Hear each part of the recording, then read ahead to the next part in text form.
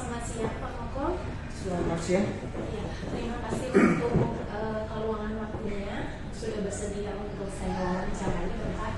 Jadi di sini tujuan saya mewawancarai Bapak adalah berhubungan dengan tugas demonstrasi kontekstual pada modul 3.1 untuk tema pengambilan keputusan kepemimpinan seperti itu Pak.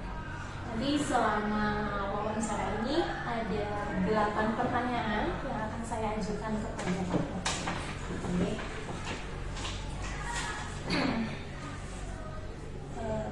Untuk yang pertama nih Pak Moko, di sini saya izin bertanya terlebih dahulu. Sebelumnya sudah berapa lama Pak Moko menjabat sebagai kepala sekolah? Saya sudah 7 tahun berarti. Tahun di sini. Sudah 7 tahun ya Bapak. Pastinya Bapak banyak menemukan dilema etika atau bahkan di sini juga ada bujukan moral yang berhubungan atau yang ditemukan di lingkungan sekolah seperti ini. Mohon kiranya Bapak selama ini bagaimana sih Bapak dapat mengidentifikasi kasus-kasus yang merupakan dilema etika atau bujukan moral? Oke, terima kasih Bu. Kalau yang utama mungkin yang paling terlihat dulu ya bujukan moral gitu. Bujukan moral kan antara benar dan salah pasti ya. Kalau itu sudah bisa teridentifikasi jelas pada saat itu melanggar aturan di sekolah, aturan pemerintah, aturan nasional, dan bisa dikatakan seperti KKN dan sebagainya, jelas itu bukan moral, itu pasti itu akan lebih mudah teridentifikasi gitu, itu jelas. Selama itu melanggar undang-undang, selama itu melanggar dengan aturan etika di yayasan kita, pasti itu bujukan moral. Nah, kalau yang dilema etika itu. Kalau dilema etika ini memang sangat tergantung dengan diri saya ya. Diri saya kan pasti dinamakan etika yang ada di dalam diri saya kan, ada bawaan gitu ya. Nah, itu pasti akan berpengaruh ke melihat suatu hal itu dilema etika atau tidak.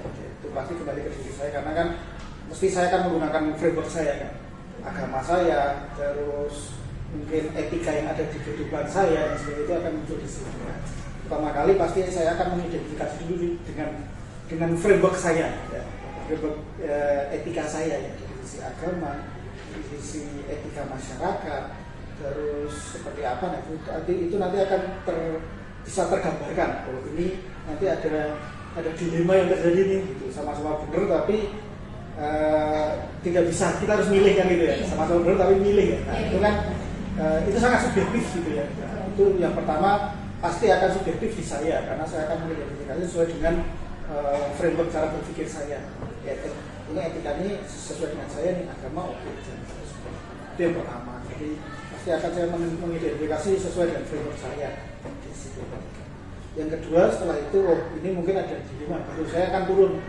Ini kira-kira yang terlibat di dalamnya siapa sih kan gitu ya. Saya seperti itu ya. Apakah semua pihak coba saya identifikasi dulu nih pihaknya siapa, apakah misal contohnya apa ya, contoh mungkin kasus itu ya, kasus yang mungkin ada teman guru yang sering dikeluhkan oleh siswa terlambat ngajar gitu, atau bahkan tidak ngajar gitu kan. Itu kan mesti dari sisi saya kan ini saya nggak bisa langsung ngomong, oh Anda mesti salah nih kena Buddhis misalnya, kan nggak bisa. Tapi kan kita harus lihat, oh siapa tahu dia memang mungkin dia terlambat masuk karena harus ibadah dulu. Seperti itu, kalau jamnya pas jam ngajar itu ada sebagainya, itu harus lihat dulu. Tuh, oh berarti yang terlibat ada guru, ada bikin kurikulum, gitu, ada siswa juga, itu harus kita lihat. Ini semua pihak kita identifikasi dulu. Nah, gunanya apa? Nanti mungkin saya tidak bisa ngambil keputusan langsung saat itu, tapi saya butuh jangka waktu, sehingga saya kan harus diskusi dengan orang-orang yang karena agar biar pas gitu ya. Itu memang suatu kesalahan, tetapi belum tentu setelah kan gitu ya. Itu setelah menempatkan pihak-pihaknya di daftar, itu baru nanti kita turun lagi, kita cek di aturan etika yang ada di sini seperti apa gitu, etikanya.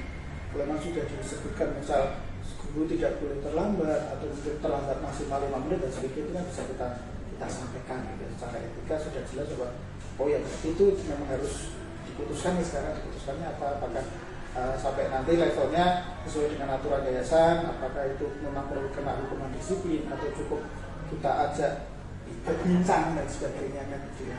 Terus apakah efeknya sangat berpengaruh ke pelayanan ke siswa, itu jadi sesuatu yang perlu kita pertimbangkan sebelum kita memutuskan hal tersebut. Ya kurang lebih seperti itu.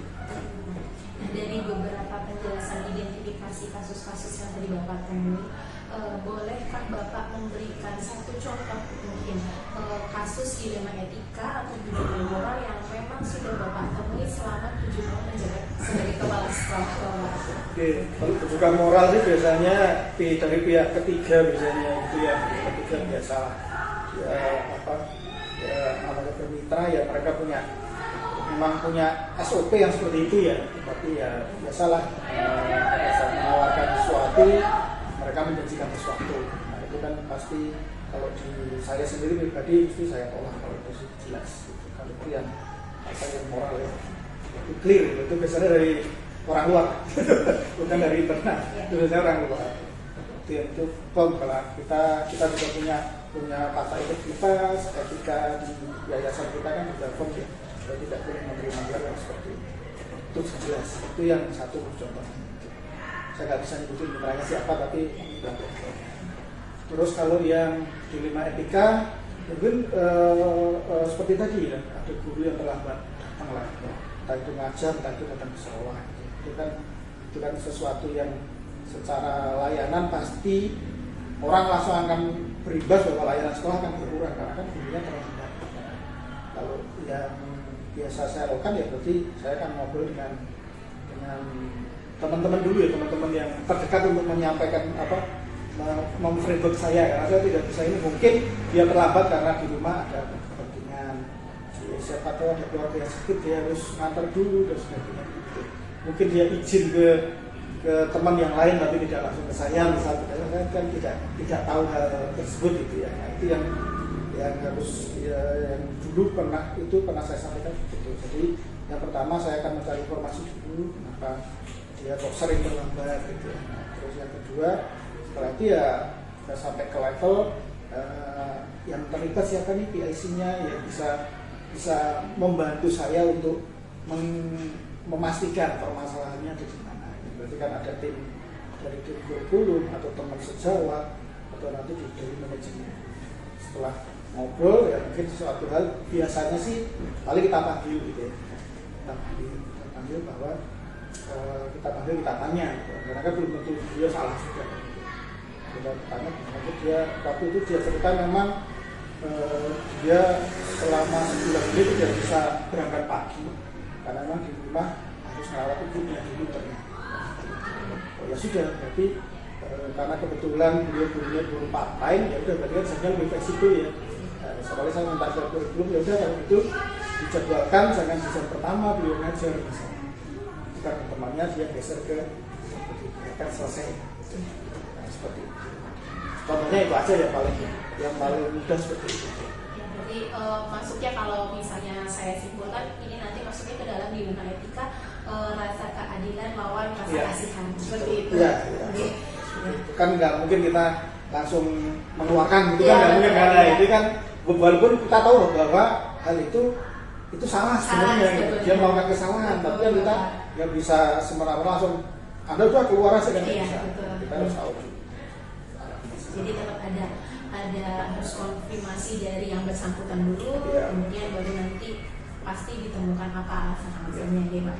Nah, untuk pertanyaan selanjutnya Bapak, selama ini bagaimana Bapak menjalankan pengambilan keputusan di sekolah, terutama untuk kasus-kasus di mana ada dua kepentingan yang sama-sama benar atau sama-sama mengandung nilai kebajikan?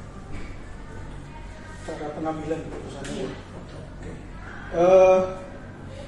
Yang pertama itu tadi, jadi karena ini subjektif itu ya, namanya pemimpinan pasti subjektif ya. Jadi pasti saya akan melihat ke diri saya sendiri itu. Saya kira-kira lebih cenderung kemana ya dengan modal saya tadi dari sisi pengetahuan keagamaan, pengetahuan rasa empati saya dan sebagainya itu ya, itu pasti akan berpengaruh ke sana. Jadi pasti saya kalau ada dua hal A dan B katakanlah gitu, itu pasti saya akan melihat tuh, kira-kira bagi saya lebih condong kemana dulu ya kan gitu ya, pasti gitu ya. Misal saya condong ke A, berarti draft pertama, nah draft jawaban saya pasti A dulu, tapi saya kan nggak ngomong. Nah setelah itu tadi saya bilang bahwa dari sini kira-kira yang bisa membantu saya memastikan bahwa A ini benar, saya harus konfirmasi dan klarifikasi dulu kan. Saya akan mengumpulkan PIC yang terlibat di dua hal ini tadi. Karena nanti teman-teman guru atau manajemen atau siapapun saja ngobrol terkait dengan itu. Kira-kira ini ada dua hal ini. Nah, teman-teman seperti apa? Nah, dari masukan mereka kan mungkin mereka malah, harusnya malah B Pak, karena kita seperti itu nah kan, jadi yang seperti itu. Jadi karena menurut saya pengambilan keputusan saya di top leader itu pasti akan berimpact ke banyak hal. Jadi tidak mungkin saya yang akan dominan mengambil kan, tapi ada hal dimana misal B nih mereka kok B ya sudah, kalau B berarti nah apakah A dan B lah sekarang ini berarti sekarang tinggal skala prioritas atau kita kembalikan lagi ke aturan etika di yayasan atau perundang-undangan, kira-kira yang paling bisa dikatakan minim resiko kan gitu akhirnya. Kita ngomongnya minim resiko kan, entah itu resikonya apa gitu. Apakah resiko keuangan, resiko layanan dan sebagainya, yang paling minim mana kalau memang harus diputuskan. Kalau memang dua-duanya seperti beresiko ya udah ya kita konsultasikan ke yayasan dulu kan gitu. Mana yang sebaiknya diambil, karena kan efeknya pasti akan ke apakah itu nama baik, terutama nama baik dan sebagainya, kita nggak bisa mengambil keputusan di situ. Nah itu nanti kita pertimbangkan. Nah hal itu yang biasanya kita lakukan. Jadi pada saat itu tidak mungkin saya langsung itu nggak bisa karena ada prosesnya itu ya, sampai ketemu tadi A dan B, kita cari skala prioritasnya mana berdasarkan saya biasanya impactnya yang paling minim mana terhadap jam sekolah. Jadi tetap untuk pengambilan keputusan bukan hanya dari tangan Bapak sebagai kepala sekolah, tetap harus dikonfirmasi dengan teman-teman lain yang berhubungan, dan nantinya memang kalaupun perlu penanganan lebih lagi dikonsultasikan kembali lagi dengan yayasan, baru diambil keputusan akhir seperti itu. Okay? Dan untuk pertanyaan selanjutnya Bapak, di sini langkah-langkah atau prosedur seperti apa yang Pak Moko lakukan selama ini untuk mengatasi temuan-temuan yang tadi Bapak sampaikan? Ya, kalau saya prinsipnya semua hal harus disolusikan gitu ya. Solusi yang baik untuk semua pihak ya, seperti itu ya. Terus kalau langkah-langkah mungkin yang sama seperti yang tadi saya sampaikan, saya pasti akan menganalisa dulu permasalahannya ini apa, plus minusnya seperti apa, pro cons lah istilahnya kan, pro cons seperti apa. Terus kalau sama-sama baik, kira-kira yang paling baik mana dengan efek yang paling sedikit kan gitu ya. Nah paling seperti itu. Kalau proses pemilihan langkahnya seperti itu sih Pak. Seperti sudah saya sampaikan di depan ya. Sebenarnya pokoknya ada identifikasi di awal, kemudian nanti ada perencanaan untuk mengambil tindakan, kemudian ada tindakannya, kemudian ada bentuk evaluasi seperti itu nih Pak. Jadi Bapak, untuk pertanyaan selanjutnya nih Bapak, di sini hal apa saja sih yang selama ini Bapak anggap efektif untuk pengambilan keputusan atas kasus-kasus dilema etika yang sudah Bapak tangani? Kalau yang menjadikan itu efektif ya. Kalau saya sih yang pertama cara pandang kita itu, harus dinamis, fleksibel maksud saya. Sebagai top leader kan tidak boleh saklek gitu ya. Aku itu nggak bisa, itu merupakan modal penting untuk memutuskan hal-hal yang seperti itu tadi. Jadi kita tidak ingin menang sendiri lah. Intinya seperti itu. Itu modal utama dari top leader adalah seperti itu. Yang kedua memang kita harus berani melibatkan orang lain gitu. Orang lain untuk membantu kita. Jadi kita bukan Superman gitu. Jadi kan kita perlu bantuan orang lain gitu. Pasti kita juga harus terbuka dengan teman-teman tim yang di sini, kita sampaikan ada permasalahan itu. Yang ketiga, pada saat pengambilan keputusan pun ya semua pihak harus tahu gitu. Harus tahu karena pasti keputusan apapun yang akan diambil pasti akan ada impact. Nah, impact itu yang harus dimitigasi oleh semua. Ya. Dan yang terakhir ya nanti sambil dari hasil pengambilan keputusan itu pasti saya juga tidak bisa mengevaluasi sendiri kan, harus dengan teman-teman. Dulu keputusannya seperti ini, hasilnya seperti ini Pak, kita evaluasi lagi. Nah, motor nanti kan muncul tindakan lagi terhadap hal tersebut tadi bisa bagus begitu.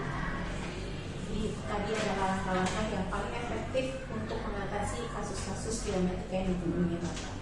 Lalu di sini tadi kan ada langkah-langkah efektif. Selain langkah-langkah efektif pasti ada yang namanya tantangan nih Bapak. Di sini apa sih selama ini yang menjadi tantangan untuk Pak Moko dalam mengambil keputusan terhadap kasus-kasus biometrik?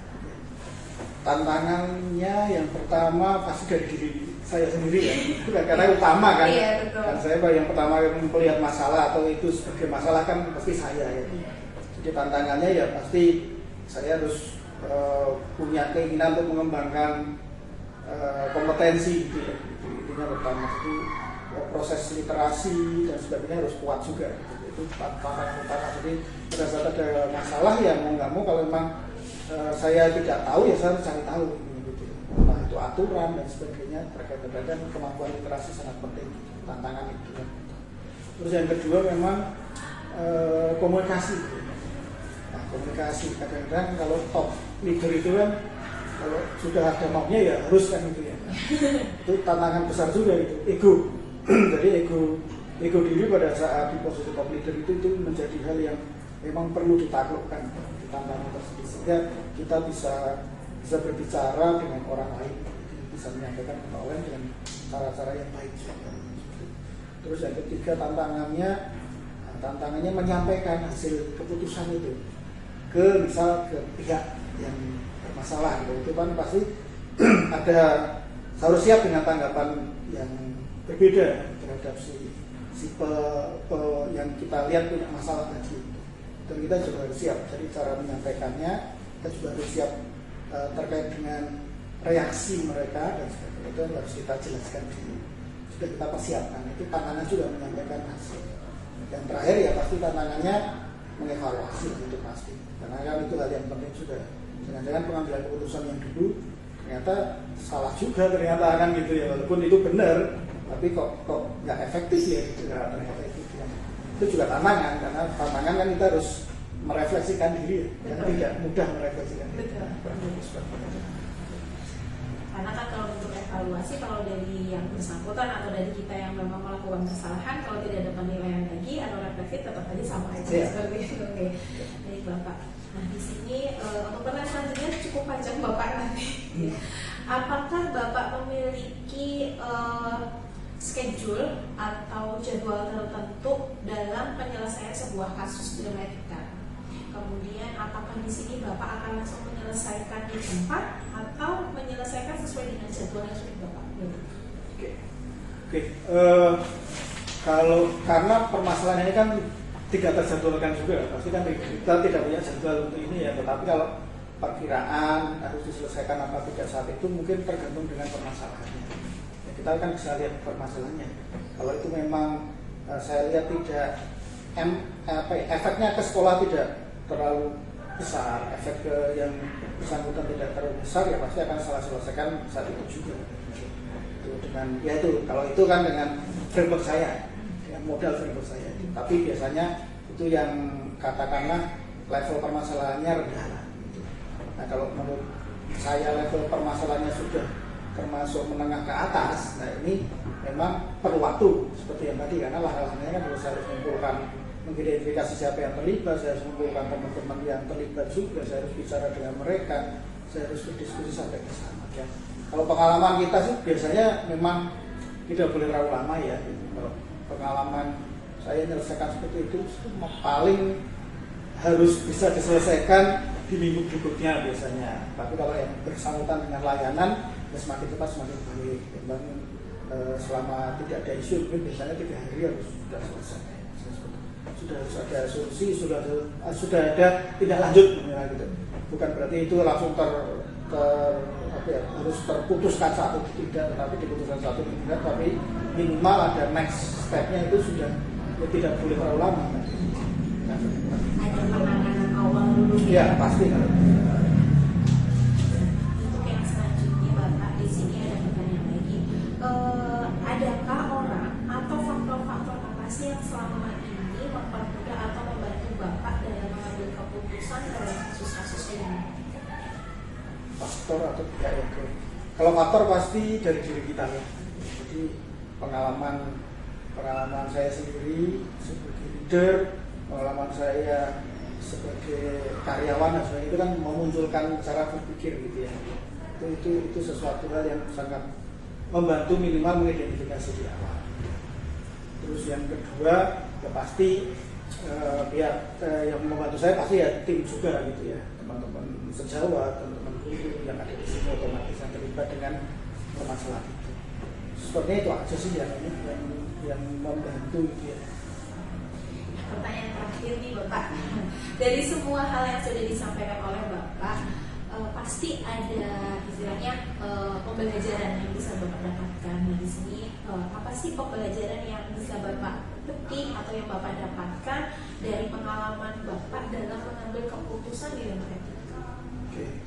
Yang pertama mungkin tadi sudah saya sebutkan, yang pertama kita sebagai top leader itu harus bisa open mind gitu ya, harus berpikir terbuka, karena pada saat kita mempunyai pemikiran yang terbuka, kita bisa melihat suatu permasalahan dengan lebih apa ya, lebih teliti gitu ya maksudnya itu ya. Dan tidak langsung diputuskan maksudnya itu. Jadi open mind itu penting buat top leader, itu yang sangat saya pelajari di sini. Tapi kita berhubungan dengan manusia. Terus yang kedua,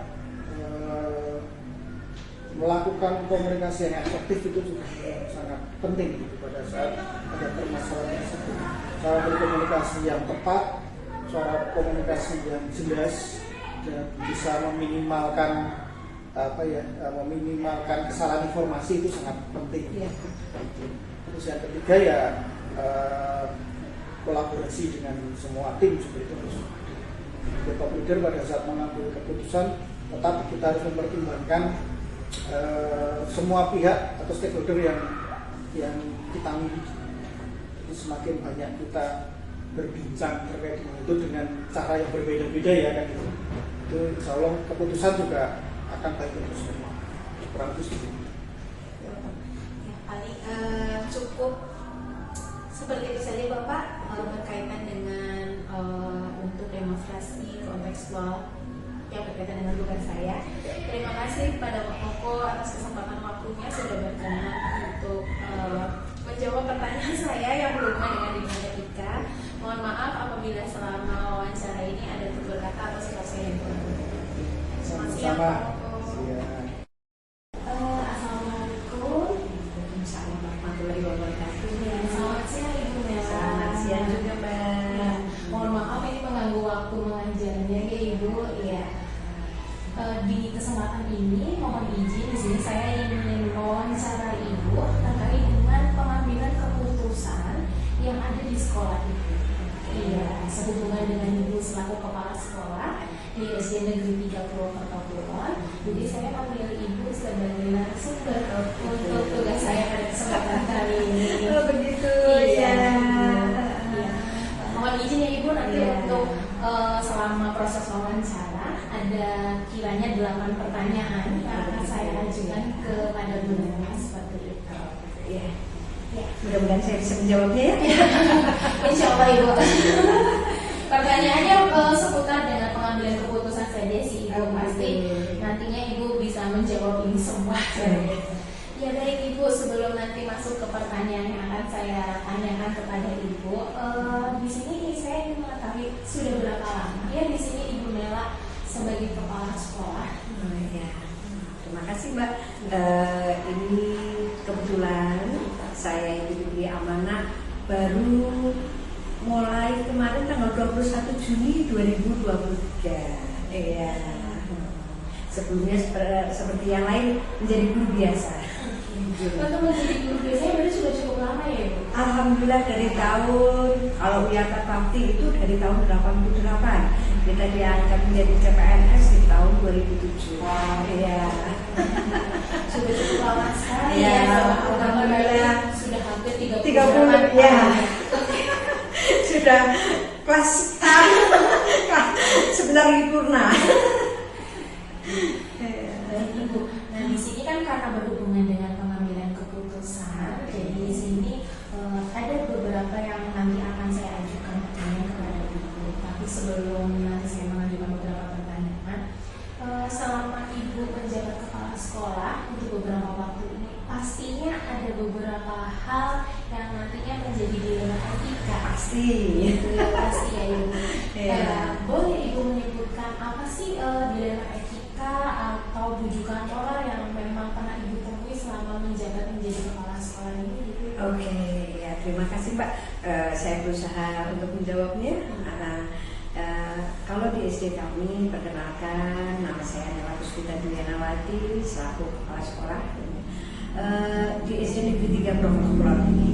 Nah, kebetulan dalam beberapa bulan ini, terutama itu di bidang kedisiplinan.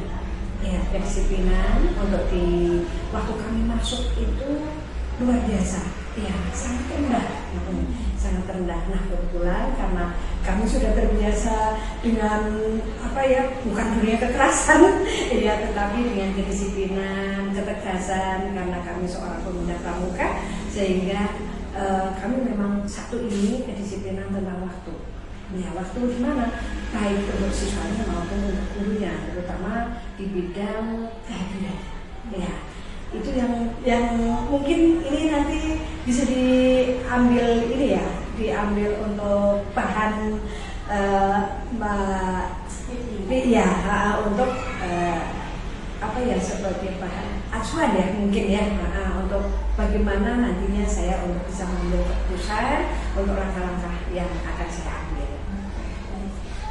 Oh jadi dari kedisiplinan terutama kehadiran guru. Iya betul. Untuk kehadiran guru ini kalau misalnya di prosentase dari nilai 1 sampai dengan 100 itu ada di poin berapa itu? Nah ini sebetulnya kami itu kan untuk guru bersembilan. Untuk guru itu bersembilan dengan satu penjaga sekolah. Nah untuk persentase itu sebetulnya kalau untuk dibuat rata-rata itu ya yang lain baik, tapi ini ada salah satu guru karena dia itu sudah tergolong guru yang senior dan kebetulan untuk tahun depan dia itu purna sehingga dalam kedisiplinan waktu untuk berangkat karena sudah tua ya sehingga ada beberapa kendala jadi itu ya yang menjadi dilema etika itu ya mungkin guru senior kemudian mungkin ada anggapan sebentar lagi purna betul kita mau memberi kadang-kadang kita di sininya ya saya mungkin lebih muda. Iya berarti di sini ibu mengalami dilema keadilan gitu. Betul. Ya keadilan lawan dengan istilahnya rasa kasihan. Betul, itu ya, ada rasa kasihan, rasa tidak enak, nanti dikira saya tidak menghormati dan sebagainya ya. Terus bagaimana sih Ibu untuk menjalankan keputusan di sekolah Ibu, terutama untuk tadi kasus yang Ibu temui seperti itu kan dari kasus yang tadi Ibu sampaikan ke saya itu pasti mengandung dua kepentingan ya, sama-sama benar dan sama-sama mengandung kebijakan juga. Bagaimana Ibu mencari penyelesaiannya? Oke, kalau saya selama ini yang saya lakukan pertama itu dengan pendekatan, ya dengan pendekatan terhadap personil tersebut dan kita ajak berkomunikasi. Setelah itu apa sih penyebabnya kita cari begitu dan setelah itu kita juga harus mengetahui kira-kira walaupun kadang-kadang walaupun ibu mau purna begitu tolonglah karena kita masih dalam terikat dengan peraturan pemerintah, sehingga dengan berat hati saya harus menyampaikan ya seperti itu. Kadang-kadang ya kalau sanksi kita ke hukum ya mungkin itu tidak begituan, tapi mari kita belajar ke sanksi yang di atas. Iya begitu. Iya. Kayaknya dengan moral ya, dengan moral yang seperti itu ya. Iya. Itu tadi kan kalau misalnya tadi Ibu sampaikan pasti kepala sekolah akan melakukan pendekatan kemudian akan ada komunikasi empat mata dengan yang bersangkutan. Kemudian Ibu akan mencari atau menanyakan apa sih dari beliau yang istilahnya tidak bisa hadir tepat waktu dan lain-lain. Di sini kalau boleh Ibu, karena kan di sini berhubungan dengan Ibu mencari penyebabnya. Karena di sini tadi Ibu menyatakan berhubungan dengan etika, gitu ya.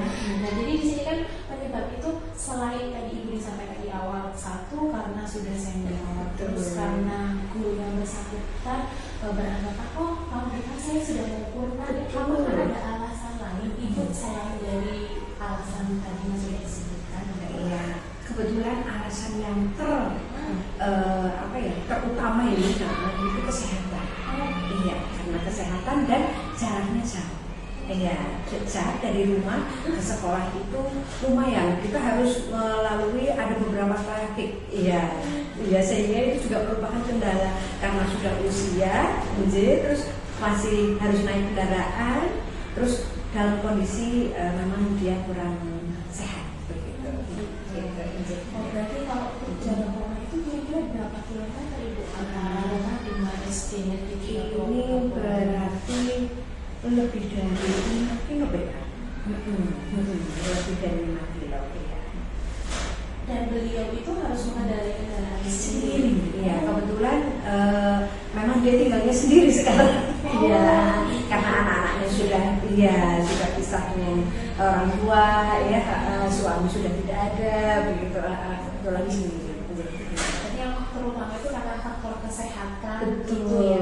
Yang iya. utama sih di sini ya, jadi menjadi pertimbangan Ibu Nela juga. Betul. Gitu, ya. Kalau kesehatan itu sudah tidak bisa ditolak. Iya. Jadi otomatis Ibu pasti ada nilai empati gitu. Betul, Ya. sangat-sangat. Jadi Ibu saya lanjut ke pertanyaan Iya. selanjutnya. Oke, di sini setelah Ibu mengidentifikasi kemudian kasus-kasus yang tadi Ibu temui, apa sih langkah atau prosedur seperti apa yang Ibu lakukan seperti itu? Ya, tadi yang awal adalah kita sudah mengorientasi, ya, terus menganalisis kan masalahnya apa, terus kami membuat perencanaan. Kapan sih waktunya yang tepat untuk mendekati kan tadi itu, terus kami baru setelah selesai kita kira-kira kapan waktunya kita baru mau pelaksanaan. Jadi, setelah pelaksanaan nanti kita kan sudah face to face ya, sudah menyampaikan dari hati ke hati begitu ya, kita sudah tahu, sana juga sudah menyampaikan secara terbuka begitu. Nah setelah itu kita baru menganalisis berikutnya ya, bagaimana sih, apakah dengan setelah saya melakukan face to face, apakah ada perubahan atau tidak begitu, dan otomatis kan saya harus mengambil langkah tindak lanjut ya. Mengambil keputusan sebagai bahan evaluasi. Betul, ya. sangat-sangat betul ya.